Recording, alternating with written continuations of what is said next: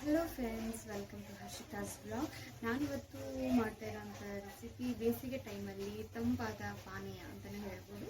ಇದು Musk melon juice ಹೇಗೆ ಮಾಡೋದು ಅಂತ ನಾನು ತೋರಿಸ್ಕೊಡ್ತೀನಿ. ಬನ್ನಿ. ಜ್ಯೂಸ್ ಮಾಡೋದಕ್ಕೆ ಬೇಕಾದಂಥ ಸಾಮಗ್ರಿಗಳು: 1 ಕಪ್ ಆಗೋಷ್ಟು ನಾನು ಮಸ್ಕ್ ಮೆಲನ್ ತೊಗೊಂಡಿದ್ದೀನಿ, ಅಂದರೆ ಕರ್ಬೂಜ. 2 ರಿಂದ 3 ಸ್ಪೂನ್ ಆಗೋಷ್ಟು ಸಕ್ಕರೆ.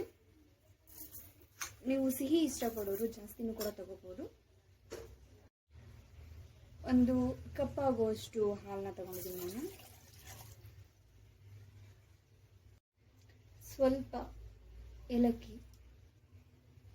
ಇದನ್ನು ನಾವು ಮಿಕ್ಸಿ ಮಾಡ್ಕೊಳ್ಳೋಣ.